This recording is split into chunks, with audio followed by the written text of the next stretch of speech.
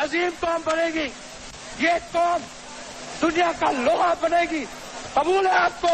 इस कौम को दुनिया का लोहा बना के करेंगे। तो खिदमत करोगे, मेहनत करोगे, लड़ोगे, मरोगे और जदोजहद करोगे, ईमान से करोगे, खुदा की कसम करोगे। मिस्टर भुट्टो की हुकूमत खत्म हो चुकी है। सारे मुल्क में मार्शल नाफिज कर दिया गया है। कौमी और सूबाई असम्बलियां तोड़ दी गई हैं। सूबाई गवर्नर और वजीर हटा दिए गए। हम देखेंगे, लाजिम है कि हम भी देखेंगे, हम देखेंगे, हम देखेंगे, लाजिम है कि हम भी देखेंगे। I have a great admiration for the late president. He had done some very good work in the country, and he set very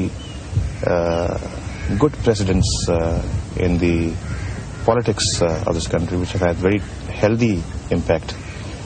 And I like to pursue those policies.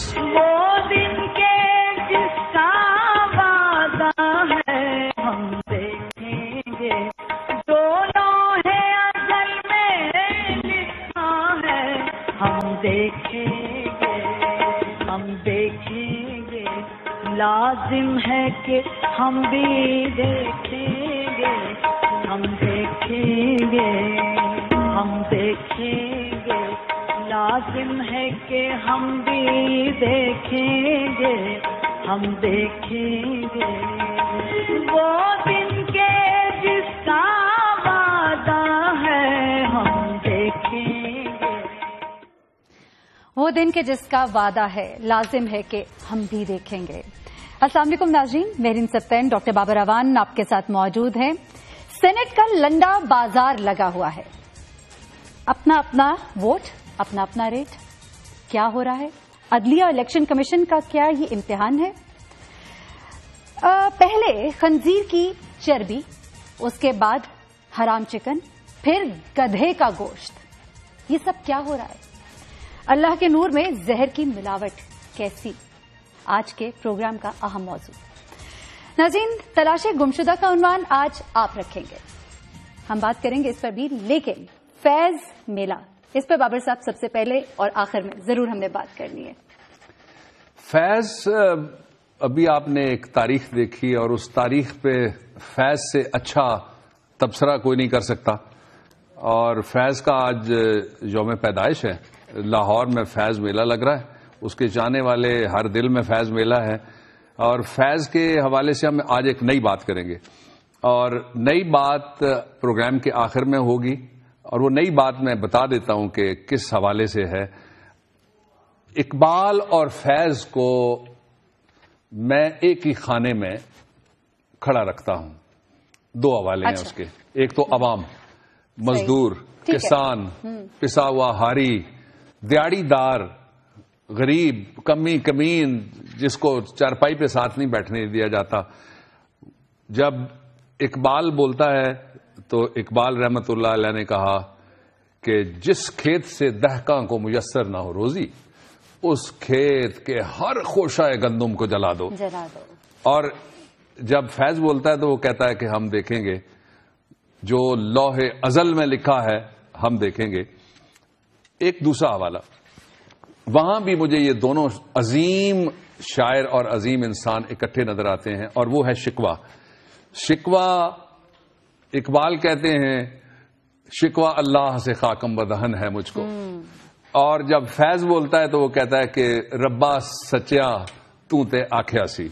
यहां इस बात को रोकते हैं। बिल्कुल, सेनेट की तरफ जरा चलते हैं। हाँ, इसी के ऊपर, बिल्कुल इसी के ऊपर है। फैज मेले के हवाले से हम आपको बहुत सी खूबसूरत बातें आपके साथ हम शेयर करेंगे। डॉक्टर बाबर अवान जो है वो भी बहुत पसंद करते हैं फैज साहब को, और उनकी बहुत सी शायरी जो है इससे हम बड़ा मुस्तफीद होते रहते हैं अपने मीटिंग्स के दौरान भी। अच्छा बाबर साहब, सेनेट अपना अपना रेट है, क्या हो रहा है? ये एक बदकिस्मती की बात है कि पाकिस्तान का وہ ایوان جس کو ایوان بالا کہتے ہیں، پاکستان کا وہ ایوان جس کو آئین میں کہا گیا ہے کہ یہ چاروں صوبوں کی نمائندگی کرے گا، اور پاکستان کا وہ ایوان جس میں تقسیم یہ ہے کہ 40 سے زیادہ ایم پی ایز اکٹھے ہوں تو پنجاب سے سیٹ ملتی ہے، لیکن 4.25 ایم پی اے اگر 4 سے بھی کم ہوں، 4.8 بلکہ 7-6 یا 8 اتنے ہوں تو بلوچستان سے ایک سینیٹر بن جاتا ہے. صوبوں کے حجم، ان کی آبادی اور ان کے سائز کے مطابق نہیں، بلکہ آئین کے مطابق سارے صوبوں کو جتنے نمائندے سینٹ میں پنجاب کے ہیں اتنے بلوچستان کے ہیں، جتنے بلوچستان کے ہیں اتنے کے پی کے ہیں، جتنے کے پی کے ہیں اتنے ہی سندھ کے اندر ہیں، اور فاٹا کی نمائندگی بھی موجود ہے اور آئی سی ٹی کی بھی نمائندگی موجود ہے. کچھ باتیں تو اس پہ ہو چکی ہیں، وہ میں دہراؤں گا نہیں. جو کچھ باتیں نہیں ہو سکیں وہ باتیں میں متوجہ کرنا چاہتا ہوں الیکشن کمیشن آف پاکستان کو بھی، میں متوجہ کرنا چاہتا ہوں پاکستان کی عدلیہ کو بھی، اور اپنے لیے متوجہ نہیں کرنا چاہتا. میرا تو خیال یہ ہے کہ پاکستان کے سینٹ کا الیکشن ساری دنیا کے سینٹ کی طرح سے براہ راست ہونا چاہیے. پورا پاکستان ایک سیٹ ہو یا ایک صوبہ ایک سیٹ ہو، ہم پورے صوبے میں جائیں، لوگوں کو پتا ہو کون کیا ہے. اچھا بابا صاحب ذرا یہاں پہ ایک سیکنڈ ہم ذرا بتاتے ہیں کہ ہوتا کس طرح ہے، پہلے یہ بتائیے. وہ بعد میں بتائیں گے. اچھا پہلے میں نے بتایا جس طرح وہ بتایا بھی جا چکا ہے پہلے کہ جی سب کی برابر نمائندگی ہے. اب یہاں یہ ہے کہ الیکشن ہوتا ہے صوبائی اسمبلی کے ممبران کا. آپ کے سوال کا جواب یہ ہے. اب جو اصل ایشو ہے وہ کیا ہے، اس ایشو کی طرف آنا بہت ضروری ہے. پہلا ایشو یہ ہے کہ اس وقت سینٹ کے جو ٹکٹ دیے جا رہے ہیں اس کی 3 بنیادیں ہیں. پہلی بنیاد تو آپ نے خود بتا دیا، اور سارا پاکستان، سارے الیکشن لڑنے والے، ساری سیاسی جماعتیں چیخ کہ کہہ رہی ہیں کہ پیسہ استعمال ہو رہا ہے، اور پہلی دفعہ نہیں ہو رہا. یہ بھی میں آپ کو بتا دیتا ہوں، ہمیشہ سے ہوتا ہے. کچھ لوگ پیسہ استعمال کرتے ہیں، کچھ سونے کے بریف کیس اور سونے کی گاڑیاں، اور چاندی کے بریف کیس چاندی کی گاڑیاں، ڈالروں کے بریف کیس ڈالروں کی گاڑیاں، اور نوٹوں کے کنٹینر لے کے میدان میں اترتے ہیں. لیکن جو پاکستان کے سینٹ کا الیکشن ہے، اگر اس بنیاد کے اوپر ٹکٹ جاری کرنا شروع کر دیں سیاسی جماعتیں کہ سفارش ہو گئی اور ڈمپنگ گراؤنڈ بنا دیں. میں آپ کو 2 ٹکٹس کی مثال دے کے پھر اس طرف بھی ہم جاتے ہیں کہ قانون موجود ہے لیکن کچھ ہو نہیں رہا. پہلا یہ ہے کہ پنجاب کو ڈمپنگ گراؤنڈ بنا دیا ہے جو حکمران پارٹی ہے اس نے. جس کو کراچی سے منتخب نہیں کرایا جا سکتا تھا وہ اٹھا کے ان کو لے آئے پنجاب میں. کہتے ہیں جناب پنجاب کی حیثیت یہ ہے اور یہاں کے کارکنوں کی حیثیت یہ ہے اور یہاں کی سیاست کی حیثیت یہ ہے کہ اب جس کو اکاموڈیٹ نہیں کیا جا سکتا اس کو سینٹ میں جہاں لکھا ہوا ہے کہ اس صوبے کا نمائندہ ہوگا وہاں ہم امپورٹ کرتے ہیں کراچی سے. اچھا کراچی والے بھی بڑے مہربان ہیں، وہ سیالکوٹ سے لے جاتے ہیں. ہم تو کراچی سے لائے نا لاہور، وہ سیالکوٹ سے لے جائیں گے، وہ گجرانوالا سے کہیں اور سے لے جائیں گے اور سیدھا کہیں گے جناب ہم آپ کو کراچی سے سینیٹر بنا دیتے ہیں. اچھا یہ 2 پہلو ہو گئے.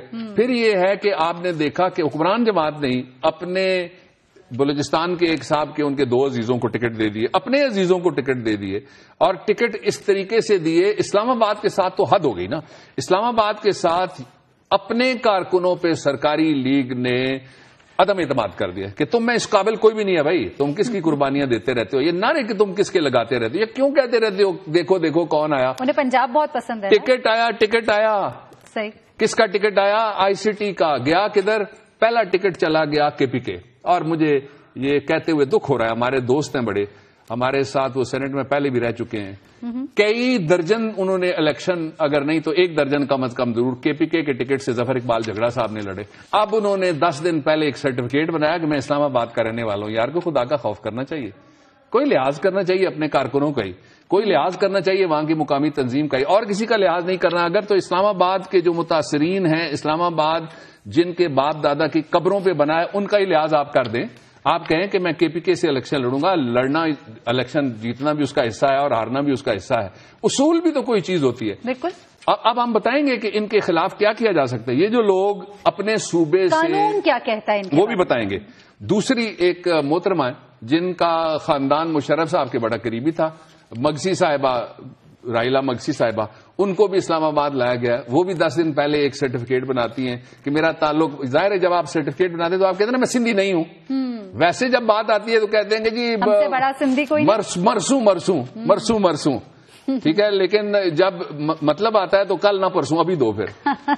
اچھا دوسرا کیا ہوا، کہ جی یہ دیکھیے ہمارا تو پورا افغانستان تک ہم سارے پھر اس وقت نعرے مارے جاتے ہیں، اپنے کلین کے اپنے قبیلے کے پختون ہونے کے دعوے کیے جاتے ہیں. جب ٹکٹ ملتا ہے تو کہتے ہیں میں تو پٹھواریا ہوں جی، میں تو اب سندھی بھی پٹھواریے ہو گئے ٹکٹ لینے کے لیے، رائلا مغوی صاحبہ. اور کے پی کے سے جو ہمارے پشتون بھائی ہیں ظفر اقبال جھگڑا صاحب، اور بالکل پشاور کے اندر ہی ان کا گاؤں آتا ہے جھگڑا، وہ بھی پٹھواریے ہو گئے، انہوں نے بھی سرٹیفکیٹ دے دیا کہ جناب میرا وہاں سے کوئی تعلق نہیں ہے. یہ ایک بہت غلط روایت ہی نہیں بلکہ یہ قانون کی خلاف ورزی ہے. کیا قانون؟ یہ لیکن ایک پہلو انویسٹروں کا بڑا رول ہے. اچھا ہاں یس، انویسٹروں کا بڑا رول ہے. یوں لگتا ہے سینٹ کا الیکشن نہیں ہے، اسٹاک مارکیٹ کا کوئی کمپٹیشن چل رہا ہے. یہ بڑی بدقسمتی کی بات ہے. اب جو سینٹ کا الیکشن ہے اس کے لیے سب سے پہلے جو امتحان ہے وہ پاکستان کی عدلیہ کا ہے. عدلیہ متعدد فیصلوں میں یہ کہہ چکی ہے کہ جو آئین میں لکھا گیا، آئین میں کوئی ڈیڈ لیٹر موجود نہیں ہے، کوئی مردہ لفظ آئین کے اندر موجود نہیں ہے. اب میں آئین کے آرٹیکل 62 اور 63 کی طرف توجہ دلوانا چاہتا ہوں عدلیہ کی، کہ یہ آئین کے آرٹیکل سپریم کورٹ نے تو یہ ریسنٹلی کہا ہے پچھلے مہینے میں کہ ہم اس کی وضاحت کرنا چاہتے ہیں. وضاحت کرنے سے پہلے عدلیہ کا کردار ذرا واضح ہونا چاہیے اس میں. سپریم کورٹ وضاحت کرنے سے پہلے موقع آ گیا اس کے نفاذ کا کہ لاگو کیا جائے. مثلا کیسے موقع آ گیا؟ ذرا یہ دکھا دے جی. دا سینٹ الیکشن ایکٹ 1975 یہ قانون ہوا ہے جس کا کوئی تذکرہ ہی نہیں کرتا اور آج تک اس کا تذکرہ نہیں ہوا. ہم اس کا تذکرہ کر رہے ہیں. دا سینٹ الیکشن ایکٹ 1975 یہ 1975 میں 73 کے آئین کے تحت یہ وہ قانون ہے جس میں پہلی بار سینٹ بنا. اب یہ سینٹ بننے کے بعد کیا ہوتا ہے جی؟ 2 دفعات ہیں. پہلی دفعہ دکھا دیجئے ذرا 58 یہ بات کہتا ہے، جو دفعہ 58 ہے وہ یہ کہتا ہے a person is guilty of corrupt practices if he یا شی، کہ کوئی شخص کرپٹ پریکٹسز کا مجرم ہو جائے گا. کیسے؟ ذرا ڈبل اے پہ ایک دفعہ رک جائیے گا. Double A files A false اور انکریکٹ ڈیکلریشن اور statement under sub section 2 of section 11، کہ اگر وہ کوئی غلط یا فالس کا مطلب جھوٹا ڈیکلریشن، یہ بیانیہ یا حلفی یا کوئی سرٹیفکیٹ فائل کرتا ہے جس میں وہ کوئی غلط بات کہتا ہے. مثلا اب جس کا تعلق ہے کراچی کے ساتھ، جب اس کو پنجاب سے ٹکٹ دیا گیا تو وہ تو کہے گا نا میرا تعلق پنجاب سے ہے. ساری زندگی اس نے سیاست کی کراچی میں. بہت ہی واضح ہے، لیکن اس پہ اتنے آرام سے یہ سب کچھ ہو جاتا ہے. یہ ہو رہا ہے نا جی، یہ ہو رہا ہے نا. یہ قانون توڑا جا رہا ہے نا، یہ آئین کو مسلا جا رہا ہے، کچلا جا رہا ہے. اس سے پہلے میں آپ کو بتاؤں، خاموشی کیوں؟ اس خاموشی نہیں، یہ میں جس کو کہتا ہوں نا کہ دس از اسٹنکنگ ڈیموکریسی ویئر دیر از مفاہمت نامی محترمہ، جن کے نیچے چھپ کے سارے کے سارے اپنا اپنا مطلب نکال رہے ہیں. اور اپنا اپنا مطلب کیا ہے؟ اب تو یہ بھی سودے بازیاں ہو رہی ہیں ساری جگہ سے کہ الیکشن کرو ہی نہ، بیٹھ جاؤ اور سودا کرو. یہاں تمہاری سیٹ نہیں بنتی، تمہیں ایک سیٹ دیتے ہیں اور اس سیٹ کے نیچے چھپ جاؤ تم اور بولو مت. اب ذرا 59 پہ چلے جائیے گا جی، صحیح، کہ یہ تو میں نے بتا دیا کہ جو غلط بیان دے گا. اب جنہوں نے یہ کہا ہے کہ ہمارا تعلق، سندھ والی خاتون اگر یہ فرماتی ہیں کہ میرا تعلق سندھ سے نہیں اسلام آباد سے ہے تو وہ اس میں آتی ہے نا جی سیدھی سیدھی. اور الیکشن کمیشن کو کچھ کرنا چاہیے. اور اگر کے پی کے والے صاحب کہتے ہیں کہ میرا تعلق کے پی کے سے نہیں رہا، میں اب پٹھواریا ہو گیا ہوں، تو ان کو بھی، ان کے خلاف بھی کچھ ہونا چاہیے. اسی طرح سے جب سیالکوٹ والا کراچی جائے یا کراچی والا گجرانوالے آ جائے اس پہ بھی ہونا چاہیے. اب آ جائیے دوسرا، رشوت کے اوپر. اس کی باقاعدہ پروویژن قانون کے اندر موجود ہے. Person is guilty of bribery, رشوت خوری کا وہ شخص مرتکب ہوگا کون؟ اف ہی ڈائریکٹلی اور انڈائریکٹلی ہمسیلف اور by any other person on his behalf, براہ راست یا کسی کے ذریعے سے اس کے طریقے سے کوئی رشوت دے. ریسیوز اور اگریز ٹو ریسیو اور contracts for gratification for voting, کہ جو کہے کہ میں ووٹ دوں گا وہ وعدہ بھی اگر کرتا ہے تو وہ رشوت خور ہو گیا. صحیح. جو رسول محترم صلی اللہ علیہ وسلم کا فرمان ہے الراشی والمرتشی، ٹھیک ہے، دونوں رشوت دینے والا اور لینے والا دونوں جہنم میں جائیں گے. اس کے علاوہ کوڈیفائیڈ لا بھی موجود ہے. یہ اس حدیث شریف کی روشنی قانون ہے. میں نے جو آپ سے پہلے سوال کیا تھا وہ یہی تھا کہ ووٹ کاسٹ کرنے کا وہ کون سا طریقہ ہے جو نہیں ہونا چاہیے تاکہ اس طرح کے کام ہو ہی نہ سکے. کھلا ووٹ کیوں نہیں کاسٹ کیا جاتا سب کے سامنے؟ اس لیے کہ لوگ ڈرتے ہیں کہ پھر پیسے نہیں ملیں گے نا. جنہوں نے بیچنا ہوتا ہے ووٹ تو بابر صاحب عدلیہ کدھر ہے؟ اس کو پسند تمام کام میں عدلیہ کدھر ہے؟ عدلیہ کا کام شروع ہوگا، لیکن اس سے پہلے الیکشن کمیشن آف پاکستان ہے. الیکشن کمیشن آف پاکستان اگر ہماری بات سن رہا ہے تو وہ کل کہہ دیں کہ اوپن ووٹنگ ہوگی. ایک طرف آپ نے 63 آج جماعت اسلامی نے بھی بڑا اس کے اوپر بات کی ہے کہ اندھیرے میں کیوں ووٹ کاسٹ کیا جاتا ہے. مجھے آپ نے نام لیا ایک مذہبی جماعت، میں کسی کو فکس نہیں کرنا چاہتا بات. ان کے ایک صاحب کراچی کے تھے، انہوں نے ایک امام مسجد صاحب کے حجرے کا سرٹیفکیٹ بنایا اور وہ کوئی 10 سال سینٹ میں بیٹھے رہے، وہ ممبر ہو گئے کے پی کے سے. اب دیکھیں نا کتنی اس وقت کے پی کے NWF جب اپنی باری آتی ہے تو ہم کہتے ہیں قانون ذرا ڈھیلا کر دو. ٹھیک ہے، ایک تو خریدے جاتے ہیں لوگ، یہ ایک بات ہوگی. دوسری بات یہ ہو گئی کہ ووٹ کاسٹ جو کیا جاتا ہے وہ جو طریقہ کار ہے اس پہ بھی اعتراضات ہیں. ایک اور اعتراض جو ہے وہ یہ ہے کہ جو سینیٹرز ہیں وہ پہلے بھی تھے، اب دوبارہ ان کو اس کے لیے کھڑا کیا جا رہا ہے اور وہ ان کے اہل ہی نہیں ہے، ان کا کوئی رول ہی نہیں ہے. اقربا پروری ہے، دوستی ہے، عزیز ہے، رشتے دار ہے، یہ سب چلتا رہے گا تو کس طرح سے حکومت یہ جو آپ نے کہا اور جو سارے کہہ رہے ہیں وہ بالکل ٹھیک کہہ رہے ہیں. اس کو ہم کہیں گے سٹیٹس کو، اس کو ہم کہیں گے بدبودار مفاہمتی فارمولہ عوام کے خلاف. قانون اور آئین کو سمجھتے ہی نہیں کہ وہ لوگ ہیں. وہ ایک قانون تو سمجھتے ہیں کہ مالکوں کو کس طرح سے، جو سیاسی جماعتوں کے مالک ہیں، لیڈر میں نہیں کہہ رہا کسی کو بھی، مالکوں کو کس طرح سے راضی رکھنا ہے، یہ چیز تو وہ سمجھتے ہیں نا. صحیح، اسی لیے ان کو ٹکٹ ملتے ہیں بار بار. جی بابر صاحب، بریک کا وقت ہو گیا ہے اور موضوع کچھ ایسا چل پڑا، ہم نے باتیں تو بہت سی کرنی تھی اس سیگمنٹ میں، لیکن دل کی بھڑاس بھی نکالنی تھی تھوڑی سی. خزانے میں ناظرین ہے تو کچھ نہیں، لیکن ہمارے جو حکمران ہیں ان کی عیاشیاں جو ہے وہ ختم ہونے کو نہیں آ رہی. اس پر ضرور ہم نے بات کرنی ہے، اس پہ بات کریں گے لیکن اس بریک کے بعد.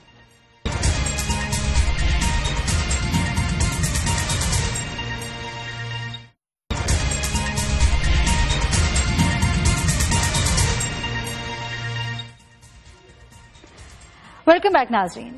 جمہوریت عیاش، خزانے کلاش، اس پہ ہم بات کریں گے اور حرام گوشت کے فروغ پر بھی. لیکن پہلے آپ کو ذرا ایک ویڈیو ہم دکھانا چاہتے ہیں، یہ پلیز دیکھیے گا. یہ قرآن شریف میرے ہاتھ میں ہے.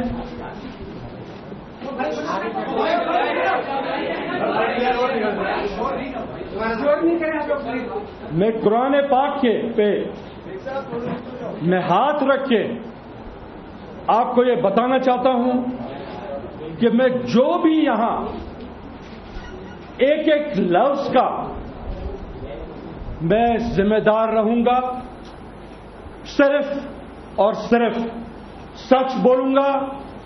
ابھی تک میں قرآن پاک پہ ہاتھ رکھ کے کہتا ہوں کہ جو بھی میں نے میڈیا میں آج دن تک کہا ہے، اسمبلی کے فلور پہ کہا ہے یا جلسے جلوسوں میں، تقاریر میں نے کہا ہے، میں ہر اپنے کہے ہوئے لفظ کو ایک غیرت مند انسان کی طرح اون کرتا ہوں اور میں اپنی اسٹیٹمنٹس پہ سٹینڈ کرتا ہوں. آصف علی زرداری صاحب سے میرا ملاقات ہوئی، وہ آہستہ آہستہ ڈیولپ ہوئی دوستی میں، اور دوستی کے بعد آج آپ نے دیکھا ہے کہ یہاں میں بیٹا جسٹس ظفر حسین مرزا کا ضرور ہوں، لیکن میں پروڈکٹ، میرے تن پہ یہ کپڑے بھی جو آج پہنے ہوئے ہیں، گاڑیاں، موٹریں، بنگلے، شوگر ملیں، زمینیں، جتنی بھی چیزیں ہیں یہ سب اللہ نے دی ہے.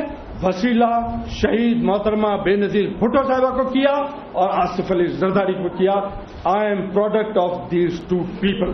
ہمارے بچے بڑی بڑی گاڑیوں میں گھومتے ہیں، باہر پڑھتے ہیں، یہ سب اللہ نے دیا ہے، لیکن وسیلہ شہید رانی کو اور آصف زرداری کو بنایا. زرداری تو میرا 45 سال کا دوست ہے. آئی نو ہم ان سائڈ آؤٹ. میں کیسے اس کو لیڈر مان سکتا ہوں؟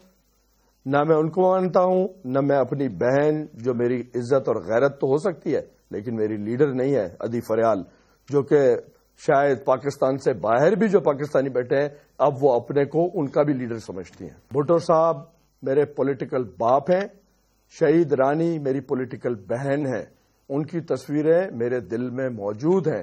کرنٹ لیڈر میں صرف اور صرف بلاول بھٹو کو مانتا ہوں، اس لیے میں نے ان کی تصویر لگائی ہوئی ہے، ورنہ میرا گھر بھٹو صاحب کی اور بے نظیر صاحبہ کی تصویروں سے بھرا ہوا ہے. آصف صاحب کی بھی لگی ہوئی ہے کیونکہ آخر 45 سال ہماری دوستی رہی ہے اور بڑے کلوز ہم رہے ہیں. میں پیچھے نہ ہٹا تھا نہ میں ہٹوں گا. آصف صاحب، میں اگر تھوڑی سی گنجائش اگر ہے اپنے کو سدھارنے کی یا اپنی ہوس کی بیماری کا علاج کرانے کی تو ان کو علاج کرانا چاہیے. اس کے بعد جی، یہ ویڈیو آپ نے دیکھی بابر صاحب. یہ 12 تاریخ کو جو انہوں نے گفتگو کی ہے اور ایک وہ گفتگو جو انہوں نے تب کی تھی، 45 سالہ دوستی، کہاں گئی وہ؟ I have no comment. اور بھی دکھ ہیں زمانے میں محبت کے سوا. میں ایک بات صرف کہنا چاہتا ہوں، وہ یہ ہے کہ جب پیپلز پارٹی گورنمنٹ میں تھی تو میں ڈسیشن میکرز میں سے ایک تھا. میں نے وزیر اعظم کے سامنے بیٹھ کے اس سے اختلاف کیا. وہ مجھے کہتا تھا یہ میرا اپوزیشن لیڈر ہے. میں نے سی میں اختلاف کیا. میں نے کیبنٹ میں اختلاف کیا. کیبنٹ کا میں نے واک آؤٹ کیا. میں نے صدر کے سامنے اختلاف کیا. جب یوسف رضا کا معاملہ چل رہا تھا تو میں نے سامنے سب کے بیٹھ کے، پوری کابینہ تھی، میں نے کہا ابنڈننگ پالیسی کو میں بزدلی سمجھتا ہوں، دوستوں کو چھوڑنا نہیں چاہیے، لیکن مجھے یہ کبھی اچھا نہیں لگا کہ میں اپنے اختلافات کو باہر پبلک میں پبلک کروں. میرا طریقہ یہ ہے. Otherwise I will not make any comment. چلے صحیح. اچھا، پھر آگے بڑھتے ہیں بابر صاحب. پلیز آگے بڑھتے ہیں اور ہم بات کرتے ہیں خزانے کی. کچھ میں نے بات کی تھی کہ خزانے ہمارے خالی ہیں، لیکن عیاشیاں ہماری ایسی ہیں کہ جو بڑے بڑے عمرہ اور بڑے بڑے ممالک کے جو صدور ہوں گے وہ بھی اس طرح سے نہیں کرتے ہوں گے جس طرح ہم کرتے ہیں. کیسے کرتے ہیں؟ صدور تو الیکٹڈ ہوتے ہیں، وزیر اعظم تو الیکٹڈ ہوتے ہیں. یہ بادشاہ ہمارے یہاں تو بادشاہ ہوتے ہیں، شہزادے ہیں. شہزادے. حکومت کی آمدنی اس وقت فقیروں والی ہے اور اخراجات اس وقت حاتم تائی سے بھی کوئی بڑا اگر ہوتا قرض لیے جاتے ہیں تو اس والے ہوتے ہیں. اب یہ جو آمدن اور اخراجات کا جو فرق ہے اس کو پورا کرنے کے لیے پاکستان کے لوگوں کے لیے میرے پاس آج اچھی خبر نہیں ہے، لیکن میں ان سے چھپانا کچھ نہیں چاہتا. ضرور بتائیے. اور وہ میں ان کے سامنے لانا چاہتا ہوں، وہ یہ ہے کہ اگلے 90 دن میں، آج سمجھ لیجئے 90 میں سے ایک اور کام ہو گیا، اگلے 89 ڈیز میں 1200 ارب روپیہ بینکوں سے یہ حکومت اپنے اخراجات کا قرضہ لینے کے لیے جا رہی ہے. 1200 روپیہ، 1200 ارب روپیہ ایک بار پھر یہ حکومت اپنے دوستوں کے بینکوں سے، اپنے ملک کے بینکوں سے قرضہ لینے جا رہی ہے. اور قرضہ جس مقصد کے لیے جا رہا ہے وہ شرمندہ کر دینے کے لیے بھی کافی ہے. لیکن شرمندہ کون ہوگا جی؟ ایسے ہی ہم تو زور لگاتے رہیں گے، آئندہ بھی لگائیں گے انشاءاللہ العزیز. وہ یہ ہے کہ ان کے جو اخراجات ہیں وہ ان کے قابو میں ہی نہیں آ رہے، ان کے دورے ان کے قابو میں نہیں آ رہے. ساکھدار صاحب تو کہہ رہے ہیں کافی بہتر ہو گئی ہے صورتحال. ان کی اکانومی بہتر ہو گئی ہے. دن پھرے ہیں کچھ اور وزیروں کے بھی، مجھے اس سے کوئی اختلاف نہیں ہے کہ وزیروں کے دن پھر گئے، لیکن جو عوام کا حال ہے وہ آپ کے سامنے ہے. اور جو قرضے لیے جا رہے ہیں، ان قرضوں کو اگر تو قرضہ لے کے کوئی بزنس کرنے کے لیے پاکستان کو وہ فارمولہ بتا دیا جاتا ہے جس طرح ان کے ذاتی بزنس چل رہے ہیں اور بڑھ رہے ہیں، اور ان کی ذاتی جاگیریں بڑھ رہی ہیں، ان کی ذاتی ملیں بڑھ رہی ہیں، ان کے ذاتی اکاؤنٹس بڑھ رہے ہیں، جو حکمران اشرافیہ ہے اس کے محلات بڑھ رہے ہیں، ان کی گاڑیاں بڑھ رہی ہیں، ان کی جو گھڑیاں ہیں ان میں دوسرے سیاروں چاند ستاروں کے موتی جو کبھی شاعری میں لوگ کہتے تھے میں اتار کے فلاں کے مانگ میں لگا دوں گا، وہ سارا وہ لگا رہے ہیں اپنی گھڑی میں. کس لیے لیے جا رہے ہیں قرضے؟ حکومت کے اخراجات بہت بڑھ گئے، حکومت کی آمدنی بہت کم ہے. صحیح. آمدنی اور اخراجات کا یہ جو امبیلنس ہے، فرق ہے، یہ عیاشی ہے. اور دوسری طرف اس کو پورا کرنے کے لیے اچھا بابا صاحب عیاشی تو ہم کر سکتے ہیں نا. ہمارے تو ملک میں سونے کی کانیں نکل آئی ہیں، ہمارے پاس تو یہ بڑا کچھ اب تو ہے.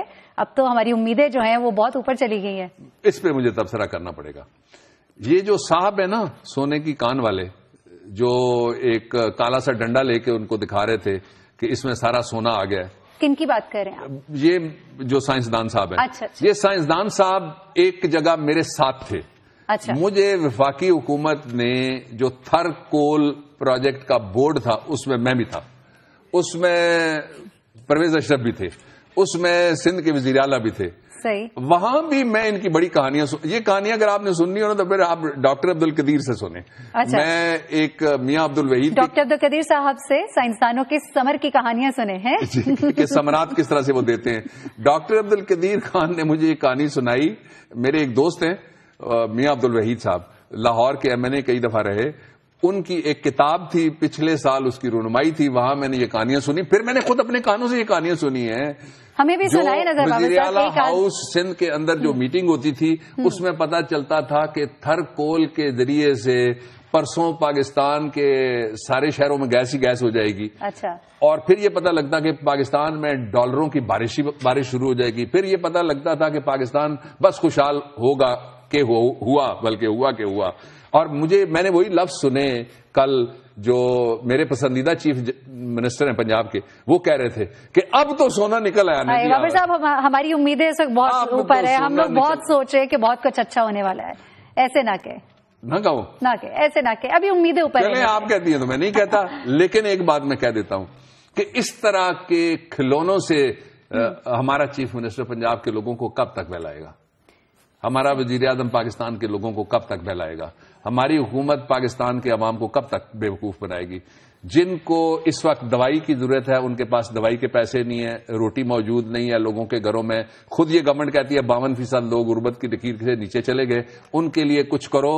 یہ سونا ریکوڈک کا بھی ہم دیکھ چکے ہیں. یہ بلوچستان کے اندر 3 جگہ پروجیکٹس ہیں. وہ تو بڑا ہی مسئلہ چلا گیا نا. یہ ظاہر ہے جی. تو یہ کون سا یہ وہ ان کو میں نے پچھلے دنوں مشورہ دیا تھا، میں نے کیا ابھی جالب نے دیا تھا، بس اپنی ایک مل دے دو. اچھا بابر صاحب، چین جو ہے وہ یہاں پہ اسٹیل میں لگانا چاہ رہا ہے، یہ اس اطلاع کے بعد تو کچھ تو ہوگی اس خبر میں صداقت.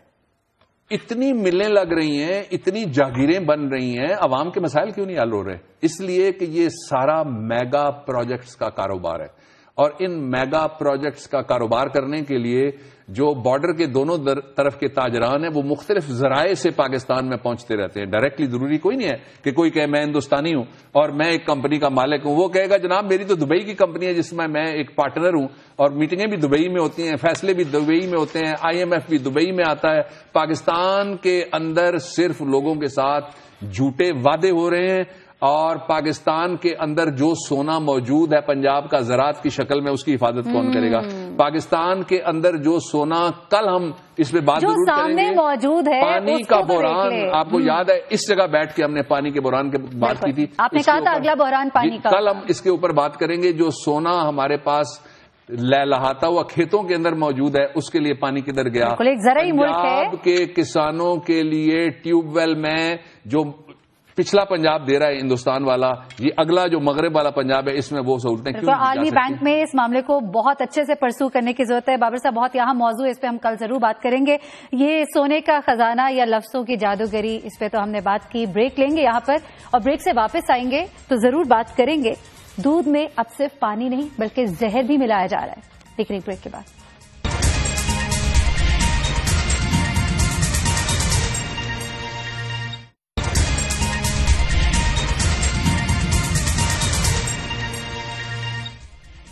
ویلکم بیک ناظرین.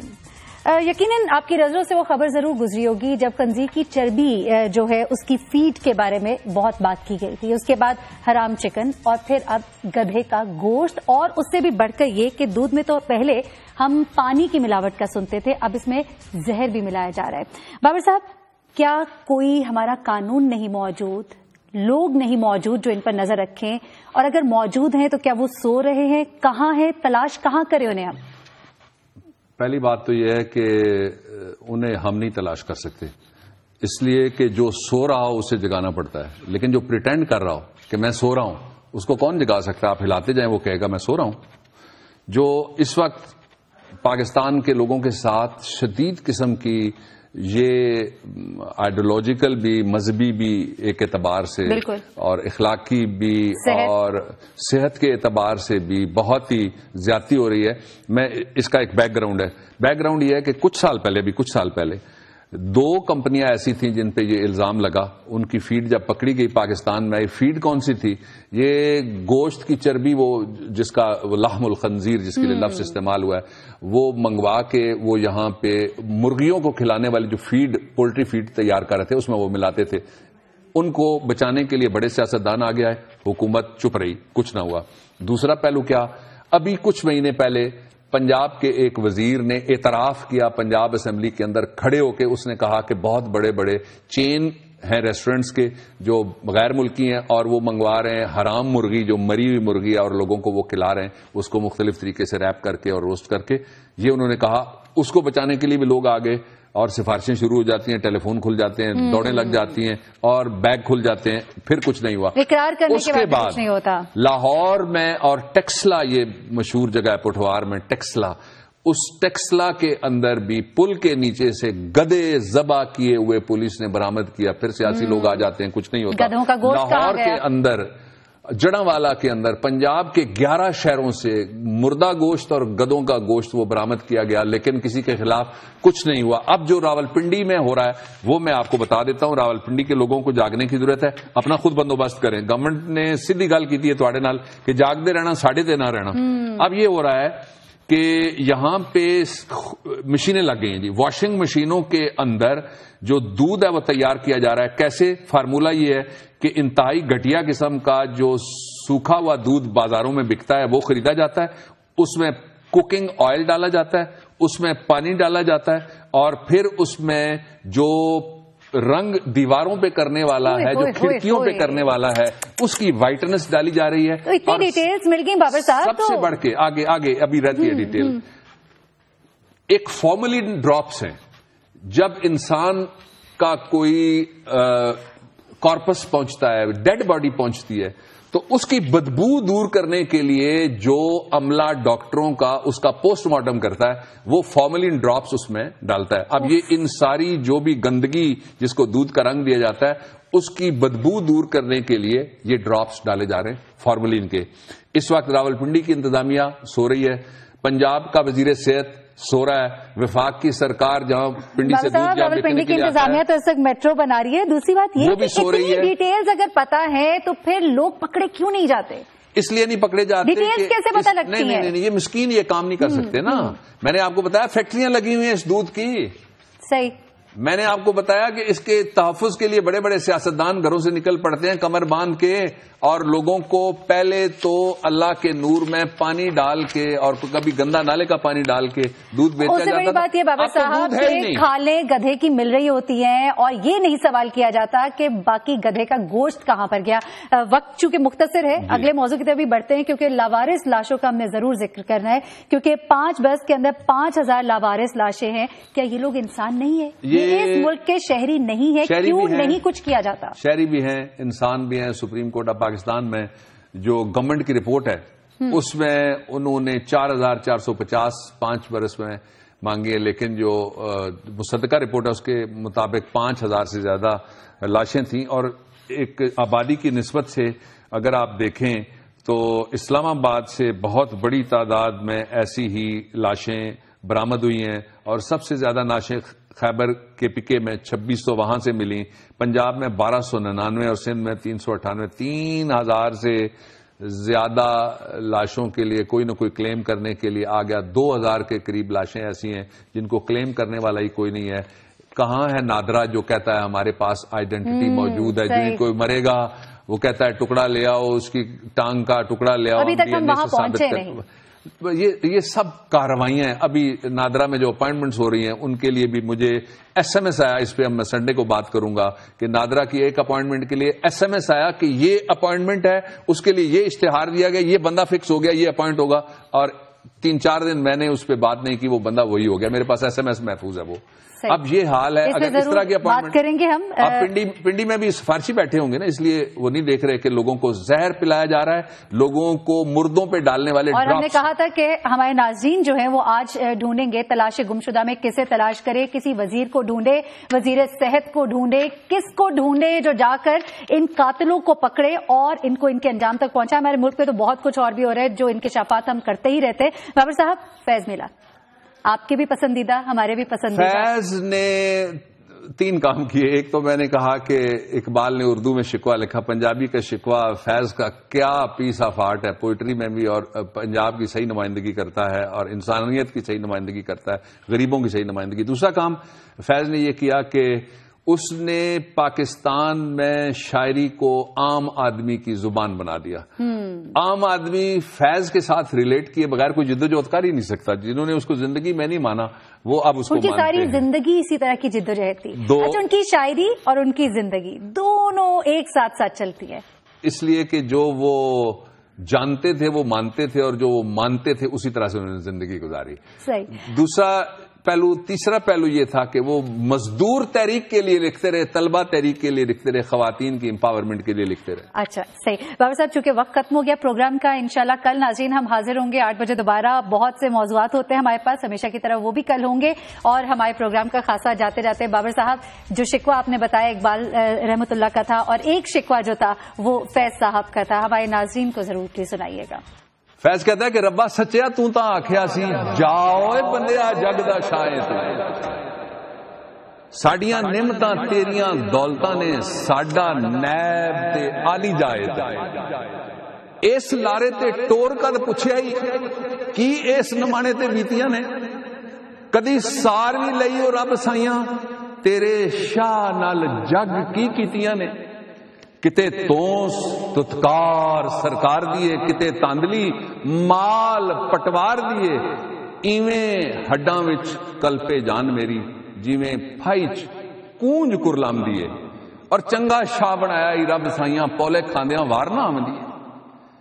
مینوں شاہی نہیں چاہیے رب سائیاں، میں تے عزتاں دا ٹکر منگنا ہاں.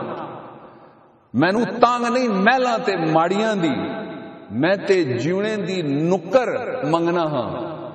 اور میریاں منے تے تیریاں میں منا. تیری سونج ایک بھی گل موڑا جے منگ نہیں پجدی تیں ربا پھر میں جاواں تے رب کوئی ہو لوڑا.